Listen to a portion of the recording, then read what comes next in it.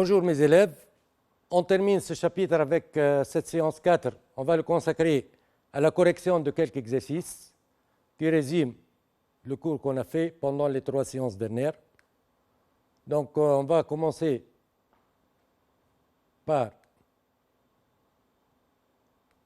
un exercice.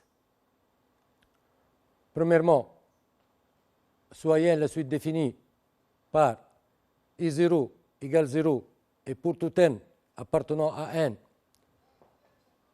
n plus 1 égale n moins 1 sur n plus 3.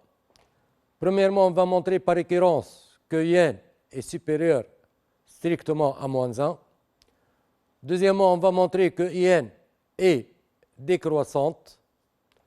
Troisièmement, on va déduire que la suite n est convergente et on va calculer sa limite. Pour la première question, on va montrer que n est supérieur à moins 1 et on va utiliser un raisonnement par récurrence. Pour n égale 0, I0 égale 0, c'est un nombre supérieur à moins 1, donc la propriété est vérifiée pour n égale 0.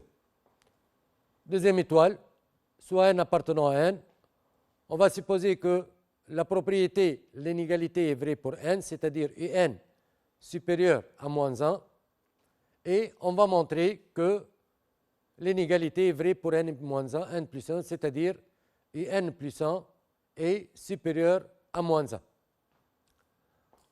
Pour cela, on va calculer n plus 1 moins moins 1. On va faire la différence entre n plus 1 et moins 1. Et on va par la suite montrer que cette différence est supérieure strictement à 0. Si on démontre que cette différence est supérieure strictement à 0, alors on obtient que n plus 1 est supérieur à moins 1 et on répond à la question.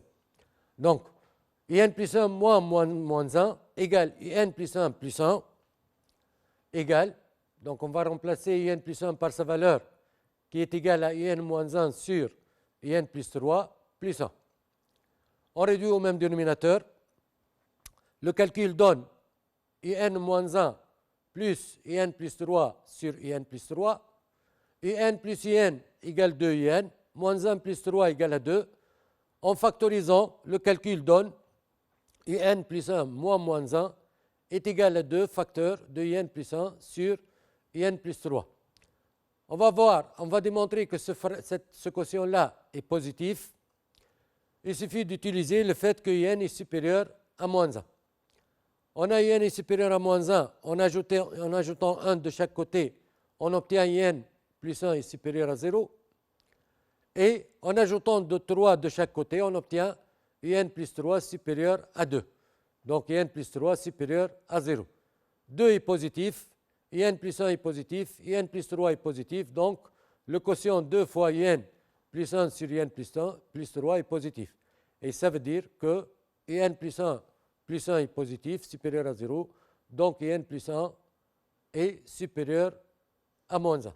Et on déduit de ça que pour tout n appartenant à n, n est supérieur à moins 1. Et ça veut dire que la suite n est minorée par moins 1. Donc il s'agit bien d'une suite minorée par moins 1. Deuxièmement, on va montrer que la suite n est décroissante. Pour cela, on va calculer n plus 1 moins n et on va démontrer que cette différence elle est strictement négative. Donc on va remplacer n plus 1 par sa valeur et le calcul donne n plus 1 moins n égale n moins 1 sur n plus 3 moins n. On réduit au même dénominateur. Le dénominateur commun c'est n plus 3. Le calcul donne n moins 1 moins n facteur de n plus 3 sur n plus 3. Le développement, on développe, ça donne moins n au carré, ça donne moins 3un. Le calcul donc donne moins n au carré, moins 3n plus n, ça donne moins 2n, moins 1. Qui s'écrit aussi moins n au carré plus 2n plus 1. Et n au carré plus 2n plus 1, c'est un produit remarquable qui est égal à n plus 1 au carré. Donc n plus 1 moins n est égal à moins un plus 1 le tout au carré sur un plus 3. On a déjà démontré que un plus 3 est strictement positif. Un plus 1 au carré, c'est un carré qui est positif aussi. Positif sur positif, c'est positif. Avec le signe moins, c'est négatif. Et ça donne que n plus 1 moins n est inférieur strictement à 0. D'où n plus 1 est inférieur à n. Et ça veut dire que la suite n est décroissante. On déduit que la suite est convergente. On a la suite est supérieure à moins 1, donc elle est minorée par moins 1. Aussi, elle est décroissante. Donc, c'est une suite décroissante et minorée. D'après le théorème de la convergence monotone, la suite UN est convergente ou bien la suite UN converge. Pour le calcul de la limite maintenant,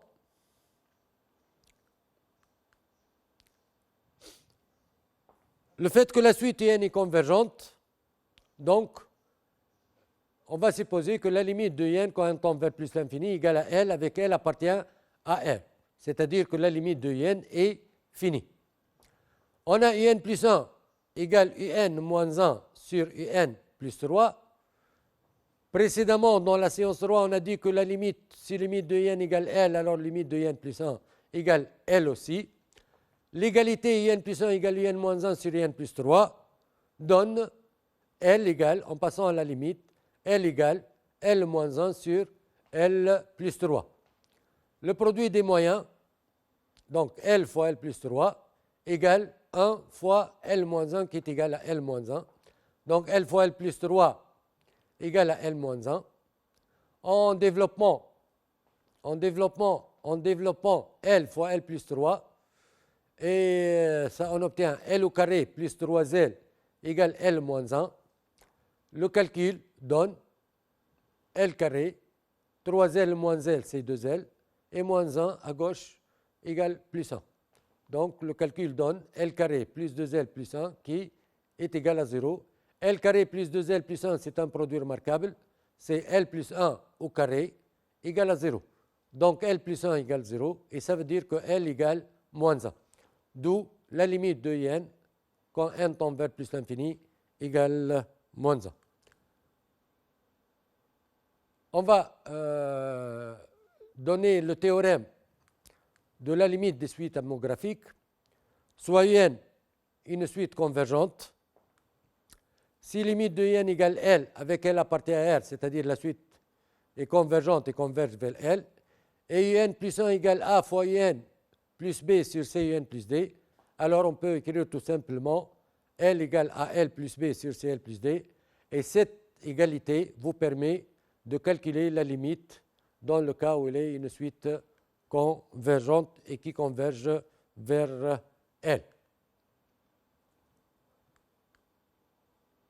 On va continuer avec un exercice. On va considérer la suite UN définie sur n par I0 égale 1 et UN plus 1 égale 4UN sur 1 plus IN pour tout n appartenant à R. On va calculer I1 et I2, petit a. Petit b, on va montrer par récurrence que pour tout n appartenant à n, on a 0 inférieur à IN inférieur à 3. Deuxièmement, soit Vn la suite définie sur n par Vn égale IN moins 3 sur IN. On va montrer que Vn est une suite géométrique de raison 1 quart. On va exprimer Vn puis IN en fonction de n, puis on va calculer la limite de la suite UN. Pour la première question, petit a, le calcul donne I1 égale 4 fois 1 sur 1 plus 1 égale 4 sur 2 égale à 2. Pour I2, c'est 4 fois I1 sur 1 plus I1, c'est-à-dire 4 fois 2 sur 1 plus 2, et le calcul donne 8 sur 3. On va démontrer maintenant que n est compris entre 0 et 3 en utilisant un raisonnement par récurrence. Pour cela, on va vérifier pour n égale 0. On a I0 égale 1, donc I0 est compris entre 0 et 1, et 0 et 3, et la propriété est vraie pour n égale 0. On va supposer que n est compris entre 0 et 3 pour n appartenant à n. Et on va montrer que n plus 1 est compris entre 0 et 3. On va partager cet encadrement en deux inégalités. On va commencer par démontrer que n plus 1 est supérieur à 0. Puis on va démontrer que n plus 1 est inférieur à 3. Alors, pour la première partie, on va démontrer que n plus 1 est supérieur à 0. Alors, on a n est supérieur à 0, donc 4n est positif, 1 plus n est positif, positif sur positif, ça donne positif. Donc 4n sur 1 plus n est positif, et par suite n plus 1 est positif, c'est-à-dire supérieur à 0. D'où la partie de l'encadrement, n plus 1 supérieur à 0. Maintenant, on va montrer que n plus 1 est inférieur à 3. Pour cela, on va calculer la différence n plus 1 moins 3, et on va montrer que cette différence, n plus 1 moins 3, est inférieure à 0. Si on démontre ça, on démontre que n plus 1 est inférieur à 3. On va faire la différence donc, ça donne 4n sur 1 plus n moins 3. La réduction au même dénominateur donne 4n moins 3 facteur de 1 plus n sur 1 plus n égale 4n moins 3n c'est n, et moins 3 fois 1 c'est moins 3. Donc le calcul donne n plus 1 moins 3 égale n moins 3 sur 1 plus n. On a n inférieur à 3, donc n moins 3 est négatif. 1 plus n est positif, puisque n est positif. Négatif sur positif, ça donne négatif. Donc n plus 3 moins, n plus 1 moins 3 est inférieur à 0. Et par suite, n plus 1 est inférieur à 3. On a maintenant n plus 1 supérieur à 0. n plus 1 inférieur à 3. Conclusion, n plus 1 est compris entre 0 et 3. D'où, pour tout n appartenant à n, on a n est compris entre 0 et 3. Et on a bien une suite bornée dans ce cas-là. C'est une suite bornée par 0 et 3, minorée par 0 et majorée par 3. Maintenant, on va montrer que Vn est une suite géométrique. Donc, on va partir. On va montrer que Vn plus 1 égale à un nombre fois Vn. Et on va montrer que ce nombre est égal à un quart. Donc, on va calculer Vn plus 1. Si on voit Vn c'est un moins 3 sur Vn. Vn égale un moins 3 sur n. En remplaçant n par n plus 1, on obtient Vn plus 1 égale n plus 1 moins 3 sur n plus 1. n plus 1 moins 3 déjà calculé. On peut ne pas refaire le calcul. Donc, déjà calculé, on a trouvé que n plus 1 moins 3 égale n moins 3 sur 1 plus n. Et n plus 1, c'est 4n sur 1 plus n. On simplifie par 1 plus n. Donc, on a une simplification en haut et en bas, au numérateur et au dénominateur. On simplifie par 1 plus n. Ce qui reste en haut, pour le numérateur, n moins 3 sur 4 moins n. Si on voit n moins 3 sur n, ça c'est Vn. D'accord? Donc Vn plus 1 égale 1 quart fois Vn. Et par suite, Vn est une suite géométrique de raison Q égale 1 quart.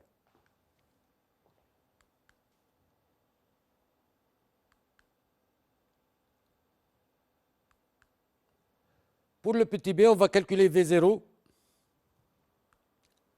V0 donc égale I0 moins 3 sur I0 égale 1 moins 3 sur 1.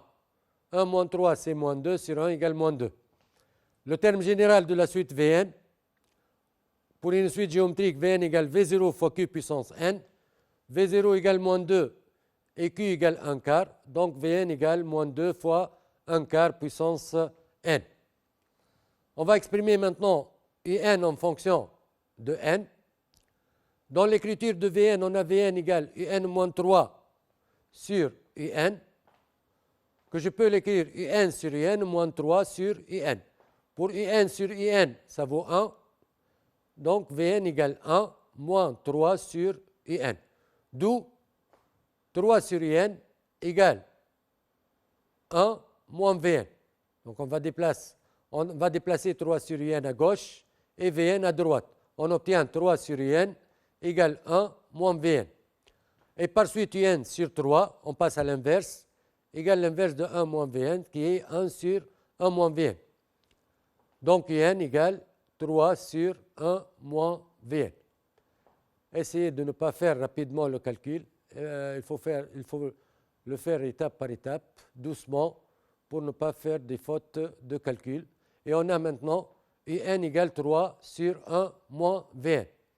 Puisque Vn égale moins 2 fois 1 quart puissance n, on peut aussi écrire que UN égale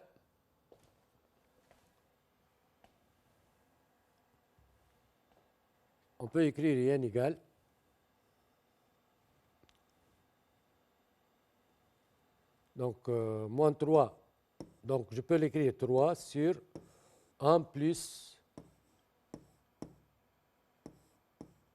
2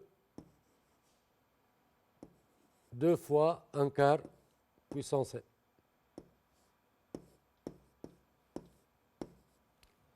Voilà en fonction de n, et n en fonction de n, il suffit de remplacer Vn par moins 2 fois 1 quart puissance n, et ça donne n égale 3 sur 1 plus 2 fois 1 quart puissance n. Pour la limite de Vn, ça c'est une suite géométrique de raison q égale 1 quart, qui est compris entre moins 1 et 1. Donc la limite de Vn, quand n tend vers plus l'infini, égale 0. Et par suite, la limite de n quand n tend vers plus l'infini, la limite de Vn c'est 0, donc il reste la limite de n quand n tend, c'est 3 sur 1, et 3 sur 1 égale 3. Donc limite de n quand n tend vers plus l'infini égale 3.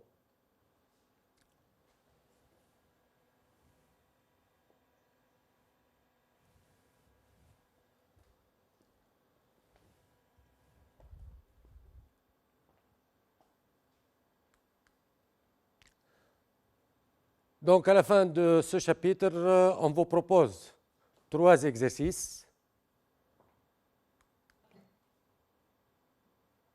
Premier exercice.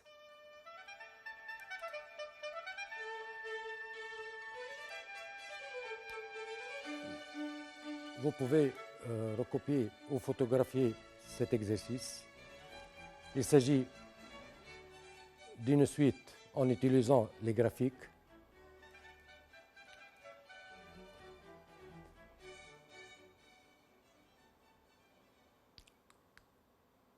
Ensuite, l'exercice 2. Le but de cet exercice, c'est de montrer qu'une suite est convergente et calculer ses limites, de démontrer qu'une suite est arithmétique, de l'exprimer en fonction de n et de retrouver la limite d'une suite.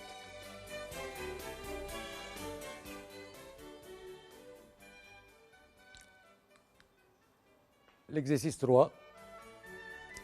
Le but de cet exercice, c'est de montrer qu'une suite est convergente et de trouver sa limite. N'oubliez pas que pour cet encadrement, pour démontrer que n est compris entre 1 et 3, d'utiliser un raisonnement par récurrence, de démontrer qu'une suite est géométrique, de l'exprimer en fonction de n et de retrouver la limite de la suite un.